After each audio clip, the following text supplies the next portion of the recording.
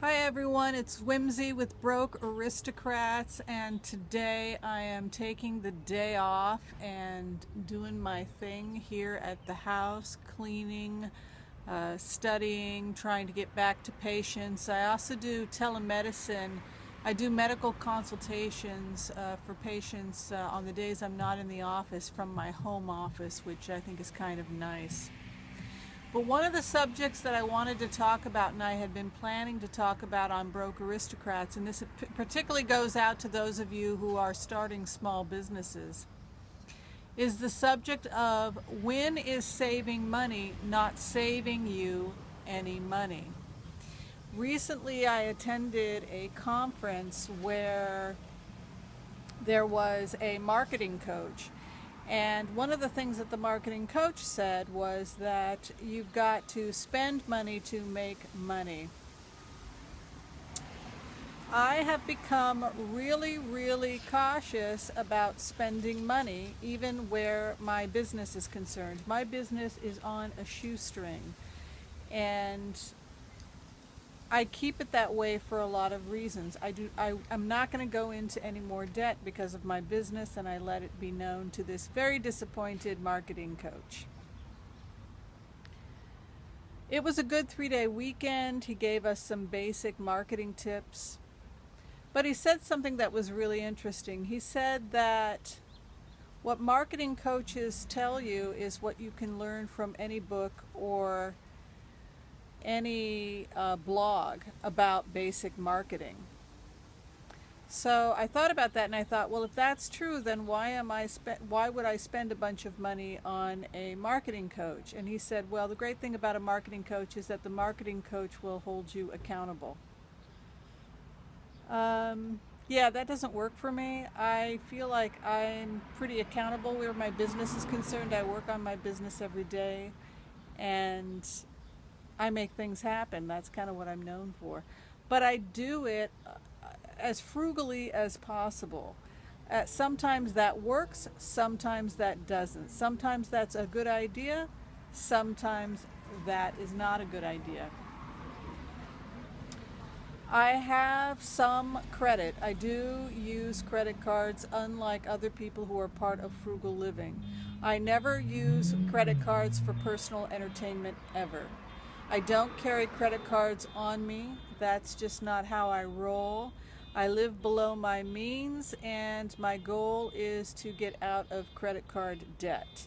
But unlike the Dave Ramsey plan, I believe that it's important to have a good FICO score, and I think it's really great to have credit, and I think it's really great when you do decide to buy a home, because why make it harder than you need to, since you're going to be borrowing money anyway. So I'm a little different than Dave Ramsey that way.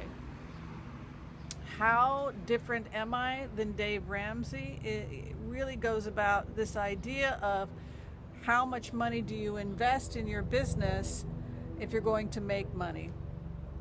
So I do have a line of credit for the business,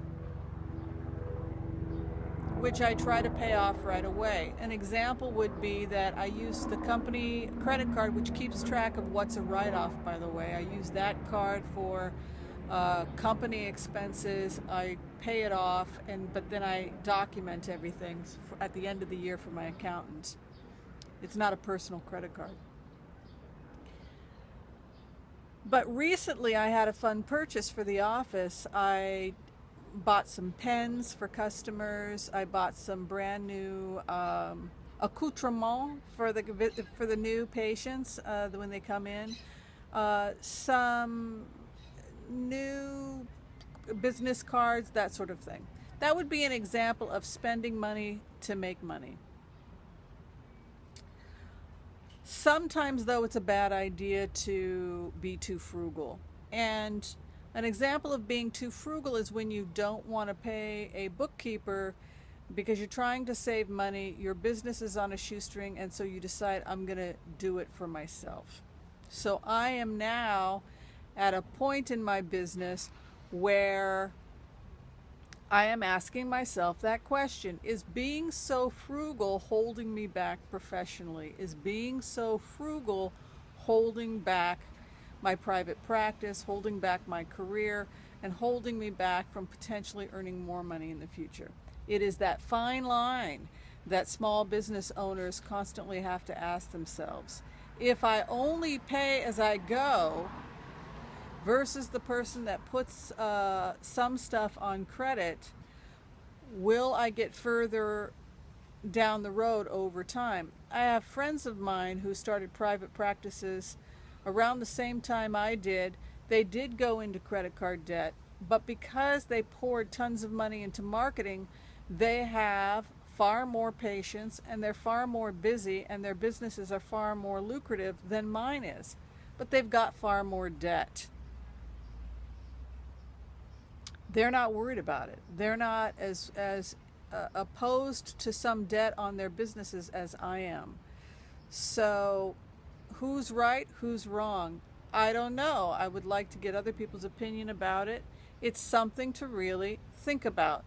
They've got great signage, they've got great marketing, they've got great advertising, all of which has cost thousands of dollars. Huge websites, promos of every kind, marketing, etc. They've got marketing coaches that they're spending thousands of dollars on. All this stuff that they're spending money on, they're getting a return. And they're probably busier than I am in terms of patience. They may even have a better presentation than I do because they're spending more money on presentation. But again, they put it on the company credit card.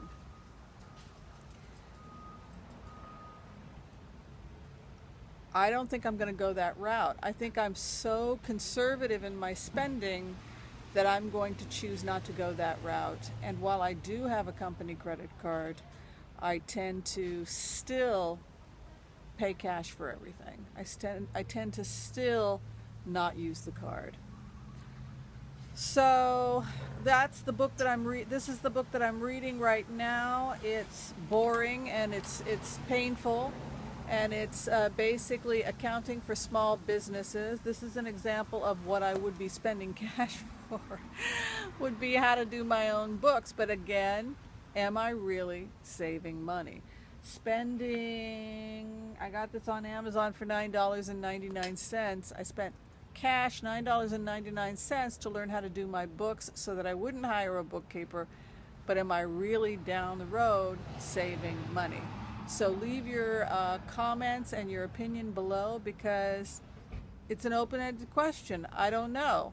Is the person who grows slowly over time but refuses to go into debt on their small business really making a better business decision than the person that's willing to go into debt initially because they know that there will be rewards in the future?